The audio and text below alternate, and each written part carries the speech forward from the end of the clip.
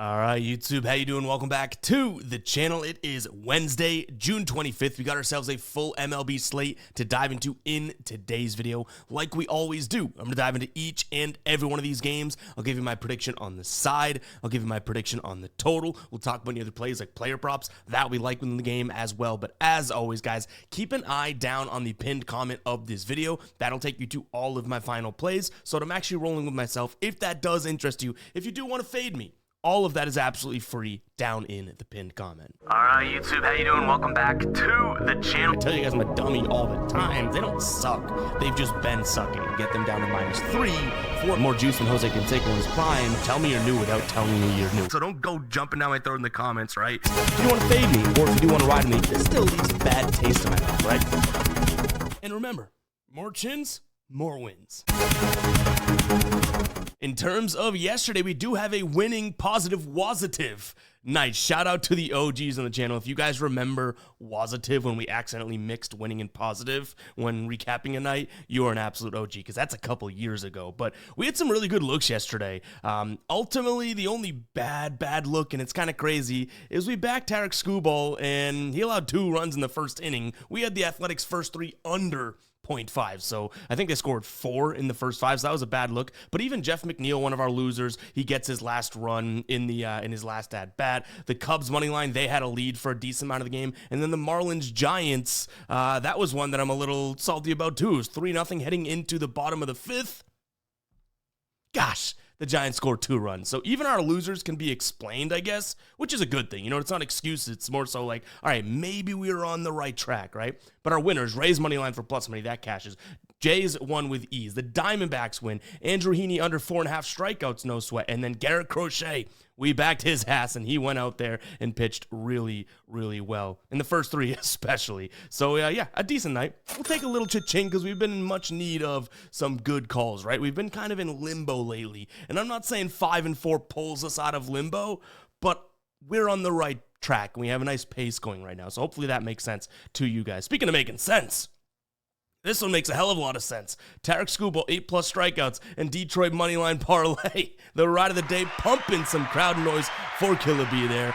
This one did not look like it was going to be all that great. Because again, I think the Tigers were down either 4-2 or 4-0. Skubal only had a couple strikeouts or a couple innings, and then somehow, some way, the Tigers go off. They are the better team, I get that, but Skubal still pulls out his 8Ks. So the ride of the day cashes here for Killer B. If you guys don't know what the ride of the day is, it's simple. Just use that hashtag ride of the day down in the comments. I jump on board with one person's play each and every day and give you a shout out in the next video, win or loss. I also throw you on the tracker. You could see Killer B right here. The yellow means he is active.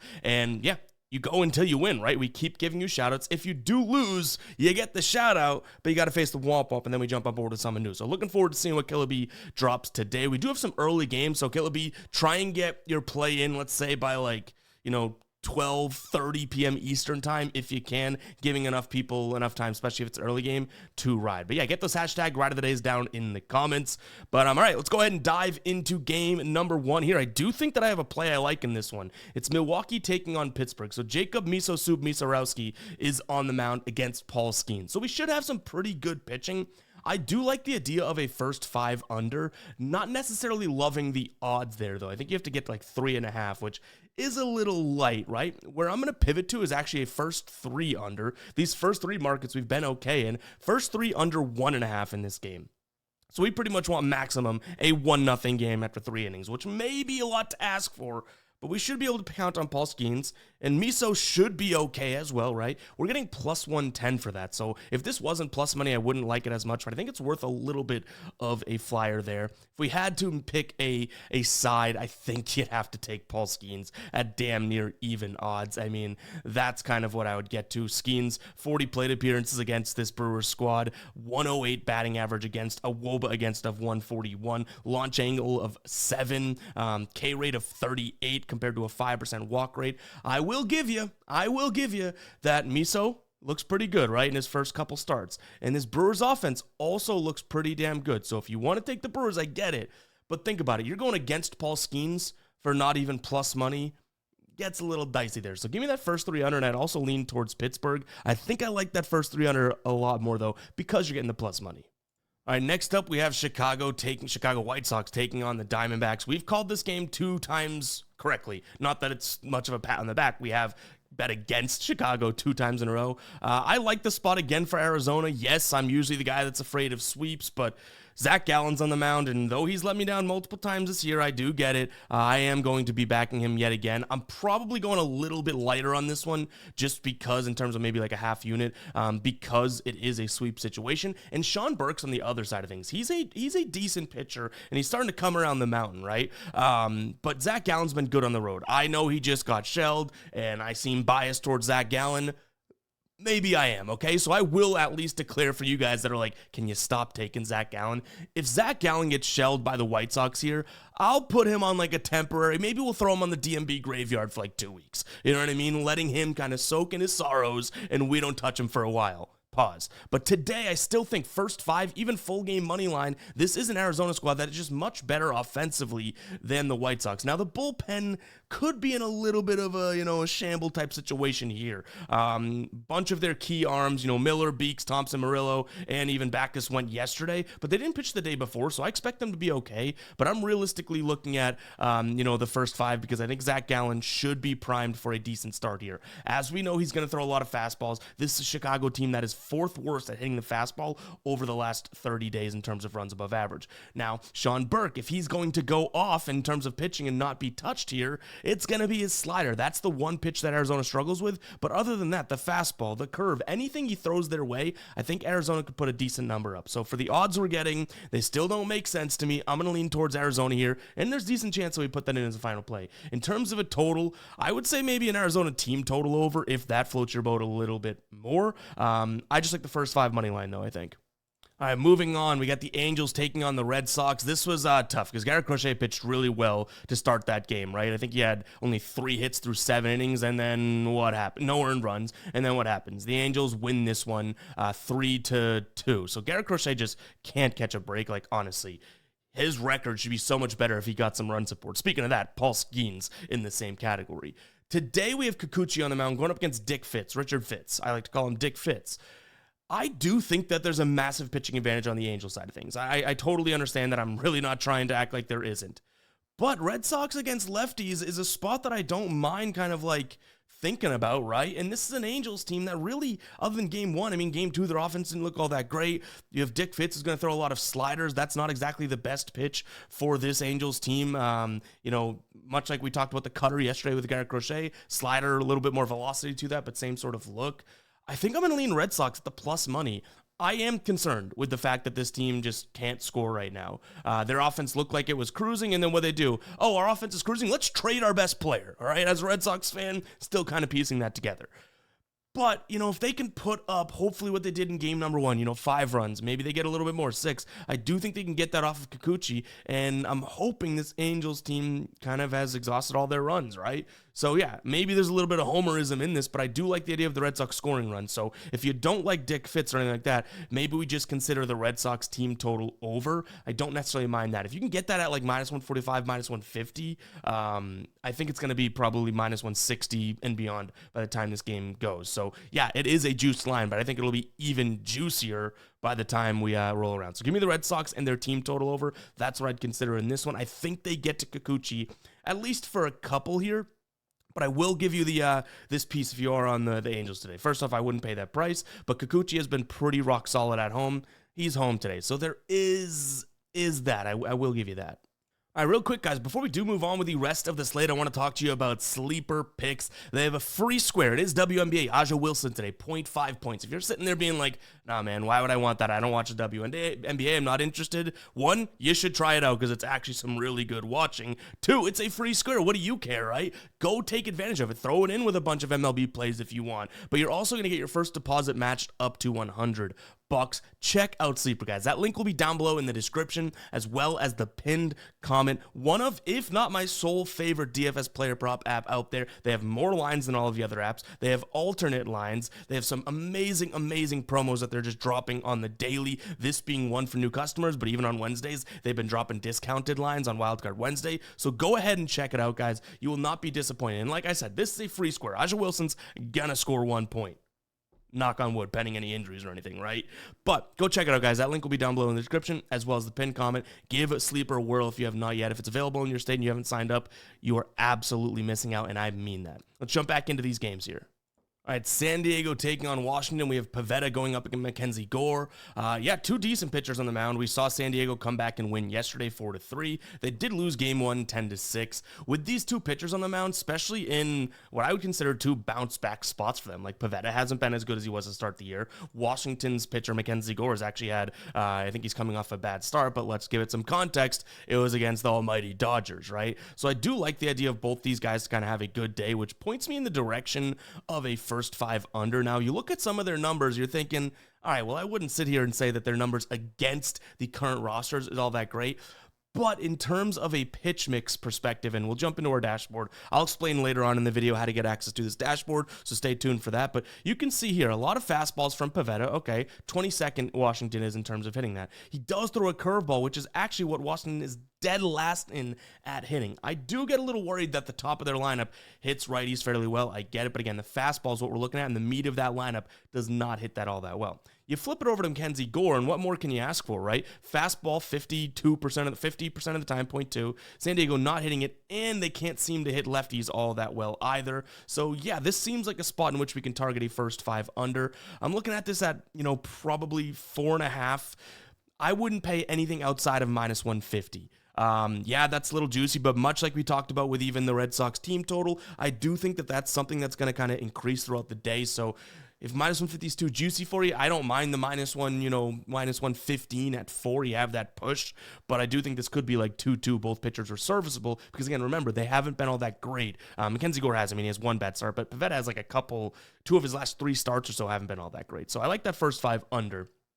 If I were to take a peek at a side here, I would say that Mackenzie Gore at this number seems fairly reasonable. You know what I mean? Like the fact that we're getting them at, I think it's like +140 for a guy in a team that, show that they can compete with this team.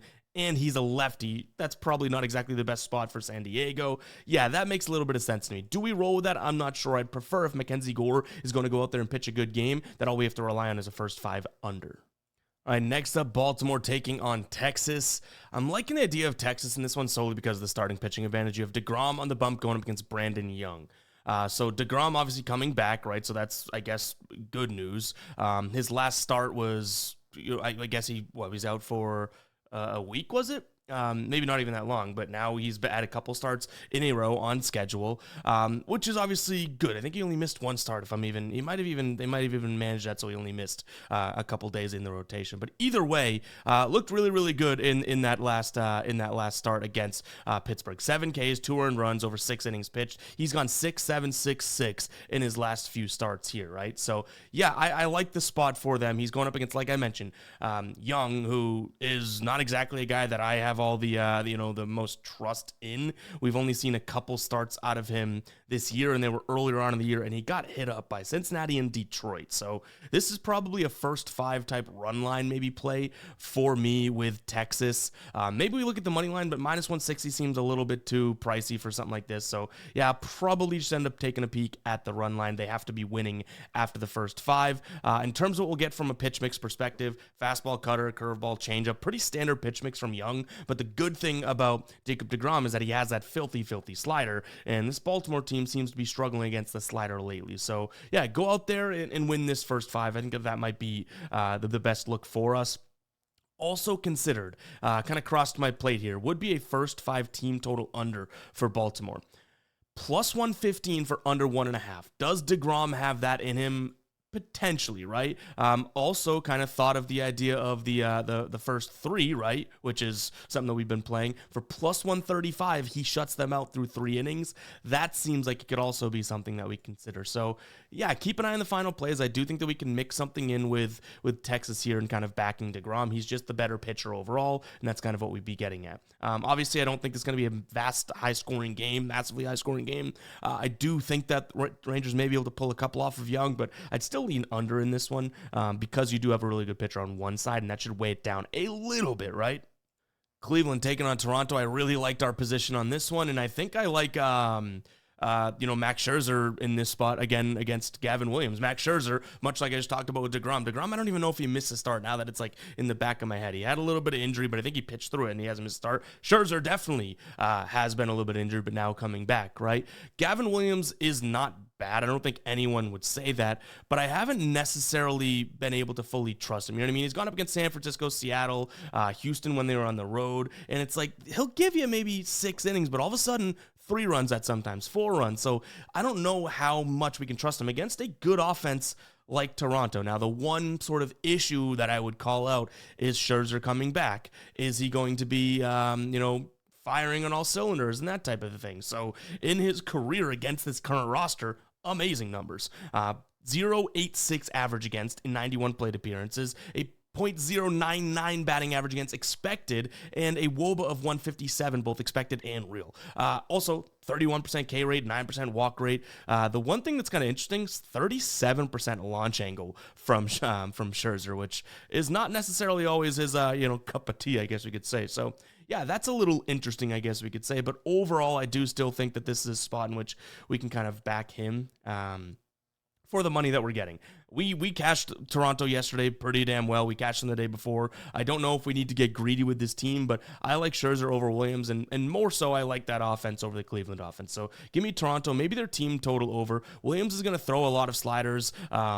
That's like his second or third pitch, but he definitely relies on it when he needs to. And this Toronto team, contrary to what they're doing a month ago, is absolutely crushing the slider right now. Moving on, we have Detroit taking on the A's. Jack Flaherty on the mound going up against Jacob Lopez. So Lopez, I think we kind of have seen a lot of inconsistency out of him. I mean, he's looked pretty good. Some of his numbers, though, in terms of, his whip and all that, don't look all that great. But some of his home numbers look good. The fortunate fact for him is he is not home in this spot, right? Jack Flaherty a little bit better at home. I don't know if I love the idea of minus 167 or beyond on the Detroit side of things. So I'll throw that out your way, right? I think that this is a spot in which the Tigers can potentially get to Lopez. He is a lefty. Tigers hit lefties really well. I'll show you in the dashboard right here. Tigers against lefties, and Tigers at home against lefties, very good. Fastball, okay, middle of the pack. But the cutter, number 2 in terms of hitting. The slider, okay, number 9, right? Even the changeup, if we get that, number 1. So all pitches that we should see from Lopez could be pitches that they hit. And you can even see their OPS and averages against left-handed pitchers looking pretty damn good, right? Then we get to the bullpen. Even down here, you can see Detroit may continue to score.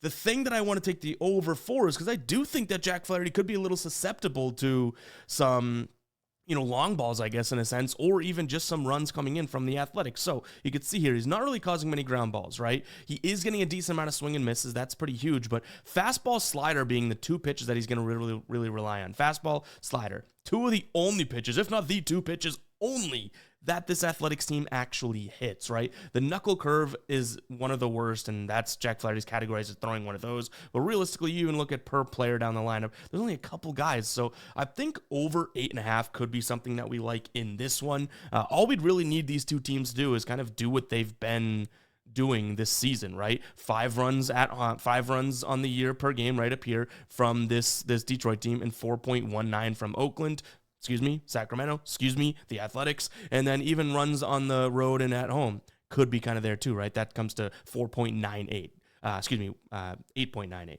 So yeah, I kind of like the idea here of some runs being scored. Ultimately, yes, it's still a Detroit probably side, but I don't think that price tag really is anything that I'm jumping at the window to get, just because it is kind of expensive. Now, I just showed the dashboard, guys. In order to get access to that dashboard and use it yourself each and every day, and really just become a more thoughtful and analytical and data-driven sports bettor, right? GuyBostonSports.com. Head over to the members area right here. Click on MLB Dashboard. Now, I'm already logged in, so I will see the dashboard. I can open this up. You get each and every game broken out in a visual format each and every day. Again, you can open it up. You can print it out. You can download it. When I travel, I like to print it out and start to scribble on it. Either new ideas for the dashboard, or as I watch a game, kind of make note of, okay, well, how accurate is this data? It is accurate from a data perspective, but is there some nuances? There's some things that the eyes can catch. It's kind of fun, I guess, for me. But again, I just like, I'm a nerd in that vein. But if you are not logged in, you'll see something like this, and I'll set this to a no access view. Membership required. We do have 2 memberships right now. $6.99 a month for the all sports dashboard, okay? No other sports other than baseball right now. So if you want to go with the $4.99, that's cool. That's just for baseball only. The only reason we still offer this one is because you get in at whatever price you stay in at whatever price you get in at, right? So when we roll out our football dashboard or a potential WNBA dashboard, or even when NBA rolls around again, or if we make any updates to the MLB dashboard, you're going to stay at the price as long as you keep your subscription active. So again, check it out, guys. GuyBostonSports.com. Head over there to the members area and to consider becoming a member. Cincinnati taking on the Yanks. Quick one for us here, I guess. Max Fried up against Brady Singer. I would say Yankees probably put up a good number here. We have decent weather in Great American Ballpark. It's already a hitters-friendly ballpark. I don't think Brady Singer is going to be primed to do this, so maybe it's Yankees in some sort of a parlay and or their team total over. But what I will say about kind of staying away from their team total over in a sense is the fact that, you know, you do have a pitcher on the mound that if you are taking the Yankees today, that's probably kind of like, that's probably the side that you really want to target in a sense. You know what I mean? Like, you want him involved in why you're taking them. The Yankees have lost, I think, what is it, 4 straight? 4 of their last 6 games, I believe. Definitely 3 of their last 5. They lost 2 straight here. The Cincinnati team is kind of crushing right now. 3 straight wins, 7 of their last 10. I do think the Yankees with Max Fried kind of stops that momentum. So yeah, I mean, maybe it's a first 5 run line for the Yankees, honestly, if we want to go in that direction, because again, I like the idea of the Yankees hitting Brady Singer up, but that leaves out Max Fried, which may be sort of a key piece of this puzzle. You know what I'm saying? So I think we go Yankees first 5 run line. I bet we can get like minus 145 for that. I think Fried deals, and I'm hoping the Yankees do get to Singer. Mets taking on Atlanta. We have Didier Francis on the mound. Fuentes on the mound going up against Clay Holmes. This is a pretty big pitching discrepancy, in my opinion. His debut, I think it was Didier. He's like 19. He's super, super young. He allowed 4 runs in like 5 innings in his debut. Only had, I think 3 strikeouts, 1 home run. So not the best stuff from him. But ultimately, obviously, a young kid, right? He hums fastball. But the Mets should be able to take care of that. And you do have this slider thrower, Clay Holmes, on the mound. That's not exactly the best pitch for Atlanta. So I kind of get where this one's going. This is probably the spot in which the Mets end up winning one, right? Now, I think they have a game tomorrow. I don't think this is a sweep situation, but they've already lost 2 straight. Mets probably bounce back here. I'll take them, as well as maybe a potential look at their team total over. But I don't necessarily think that this is like the best weather conditions, if I'm not mistaken. I think we might have some hot air, but wind blowing in. Let me double check that real quick, because I think that might be the case. Yeah, wind blowing, left field down to first base. So that ain't the best for, some scoring runs and whatnot. So maybe this isn't a prime spot for the Mets to score a bunch of runs. I'd just say Mets money line. That's probably what we look at here. All right, next up, KC taking on Tampa Bay. We cashed Tampa Bay for plus money yesterday. I still like them today. It's Rasmussen versus Michael Wacha. But I have a couple player props that I think are definitely strong chances of being final plays. First up is going to be Jack Caglione, under 1.5 hits, runs, and RBIs. He's batting just 175 here against righties on the season. And yes, he hits the fastball pretty well, which is going to be Rasmussen's first pitch. But cutter, sinker, slider barely gets thrown. So cutter and sinker being the next 2 pitches, 0 WOBA, and then a 0.90 WOBA against the cutter and then sinker. So I like the spot for him. Even the fastball that he hits pretty well doesn't necessarily, he's hitting it over the plate, right? We don't have the biggest amount of sample size for this kid, obviously. But Rasmussen, when he throws it high in a way, not exactly in the heat map spot for him to hit. So I like Jack Caglione here. And then a little dicey here, guys. A guy that has his fair amount of time shared on the DNB graveyard, Jonathan India, under 1.5 hits, runs, and RBIs. I like it because it's plus 120, all right? Don't jump down my throat. Like I say in the intro, don't go jump down my throat in the comments. I know that this guy has killed us over and over and over again this year. Him and Brian Dam Reynolds, those guys, right? But I like this spot. He's worse against righties so far this year. And Rasmussen against righty bats, which is India, 170 average against and a WOBA of 212. Same with Caglione. We saw the fastball is a good pitch here, okay? So I give you that. The fastball, he likes to hit down and outside and push it out to right field. Good. Rasmussen likes to throw it high in the zone, like we already mentioned. The cutter, though, his WOBA drops to 191. The sinker he hits pretty well, but again, the heat map doesn't necessarily match up. He likes to push it out to right field on the outside of the plate. Rasmussen likes to throw it on the inside of the plate to righty. So everything kind of lines up in a sense. And again, it's a plus 120 play, guys. I'm not trying to say this is an absolute lock, but I do like both those player props. I would still say Tampa Bay, though, like I said. I think Rasmussen's a pretty decent upgrade over Wacha. maybe not last year. Walker pitched pretty well and whatnot, but as of right now, in terms of a total, I like the idea of this one. We get to the bullpens, maybe some runs come in, so slightly into the over. But ultimately, I think those player props are probably what I prioritize if you're asking me, which by watching this to some degree, you're asking me. Guys, we're about to get into the last 5 games of today's slate. So you know what? We'll throw a promo your way over on the Fade Me store. Use code 5, F-I-V-E. Got to spell it out. It'll take a discount. We'll do a random generator, so everyone's going to get a different one. It'll either be between 10 and 20%. I will say most of them end up being 10, but still, you have a chance at 15 or 10%. I think 12 will be in there as well. But use code 5. It'll give you a discount at checkout. Tons of cool stuff over there. FadeMe.store or GuyBostonSports.com/store if you do want to pick up some of our merch. It's legitimate quality, guys. I even hate saying merch. I say that all the time. This is more like apparel. We do a lot of time sampling with designs and the product and everything like that. We don't just take a crappy cheap t-shirt and slap a logo on it and say, hey, go buy it. No. This is legitimate stuff made by a better for the better. So go ahead and check it out, guys. FadeMe.store. There should be a link down in the description as well. But let's go ahead and jump back into these picks now. Minnesota taking on Seattle. Looks like this has just been a series of overs, huh?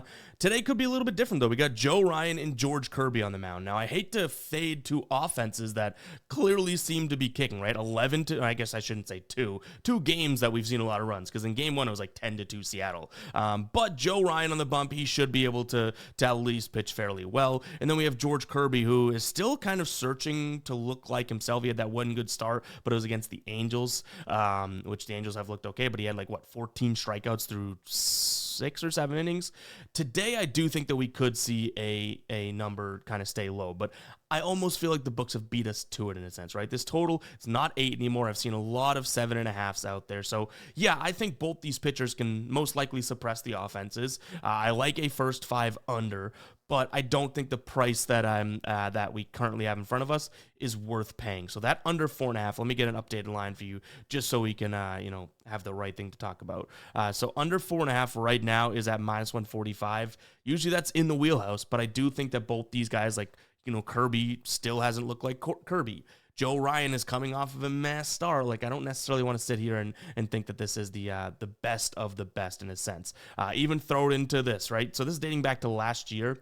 When George Kirby's on the mound, the first 5 over 4.5 has cashed in 8 of the last 10 that he started in. Big yikes, right? Flip it over to Ryan at home. Things look okay this season, 4-2 to the under. But ultimately, you even look at last year when at home, 64% of his games went over. So I like the pitchers' names. I just don't know, especially where these two teams seem to be hitting, if that's a save. It's still going to be what I lean towards because I can't get to the over with these pitchers on the mound, but it is what it is. I would also say, for the plus money, maybe a peek at Seattle here. My concern is that, Seattle won 2 games in a row, and I'd put these two teams on fairly similar playing fields right now, so I wouldn't be surprised if Minnesota wins the next 2, St. Louis taking on the Cubs. This was a tough pill to swallow yesterday because the Cubs went down early, and I was like, oh, man, but then they battled back and got a 2 or 3 run lead.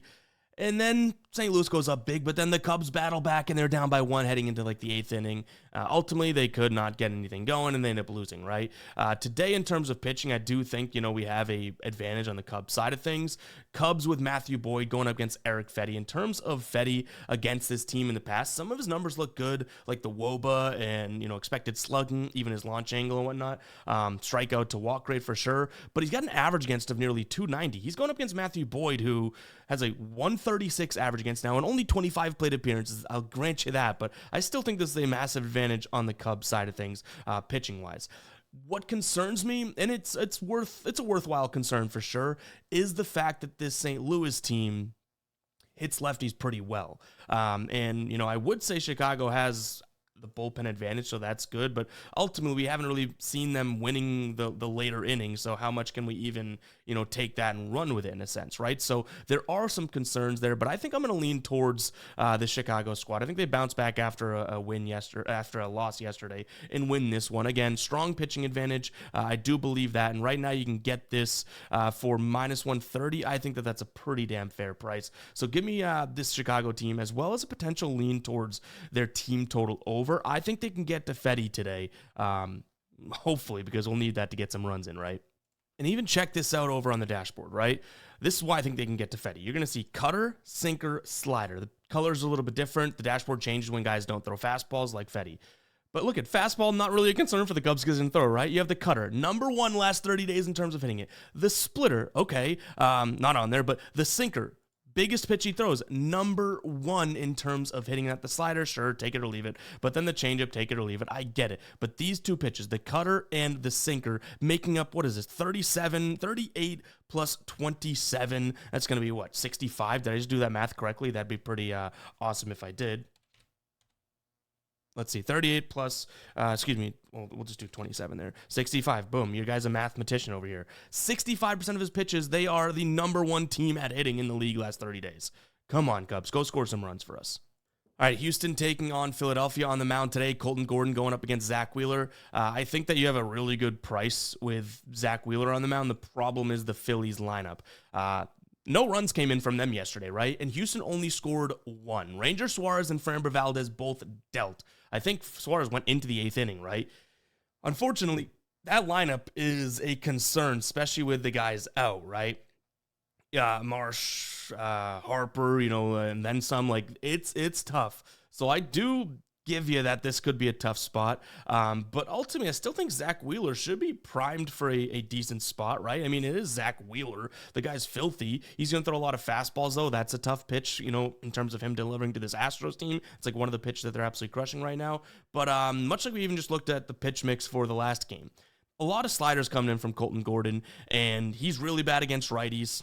Sliders is a pitch that a lot of these guys hit pretty well. So I think I'm going to lean towards Philadelphia here. I just don't think you very often get, Philadelphia at this price with Wheeler on the mound. So hopefully they can get some runs through today. But I am fully admitting and telling you that I'm aware that this is a iffy spot to be backing Philadelphia just because of, their offense. So I'm going to take them on the first 5 here, maybe on the run line to get some really good odds. But again, I think that there's a massive, massive, massive advantage with, Zach Wheeler over Colton Gordon here, especially throwing the fact that Colton Gordon is struggling against righties. Most of the guys that are still healthy in this lineup are righties for this Philly squad. So hopefully they can put up some runs on the board. I don't mind their team total over. This is a low total as of right now.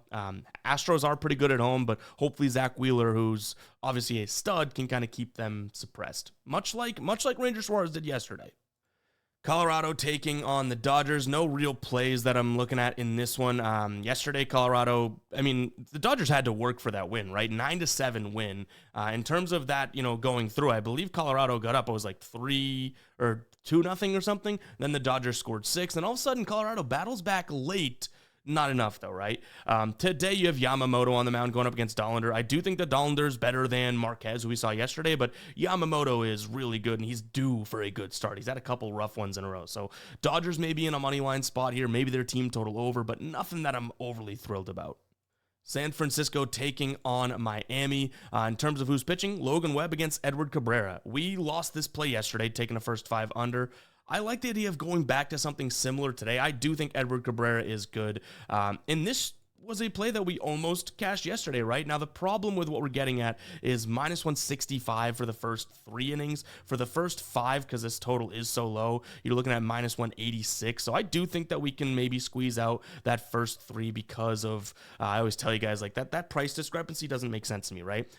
1 run per inning kills us either way with 4.5 to 5 and 2.5 to 3. So if we're getting 20 cents of somewhat of the value with these guys going through the order once, maybe this is a decent spot. And throw in the fact that this season, Cabrera's actually been okay. 75% of his first 3s have stayed under this line. So maybe this is a spot that we consider. Again, it is kind of asking for a lot with that price, but maybe it's a little bit of like a bankroll builder play. It's not going to save our night, but I do feel fairly confident in it.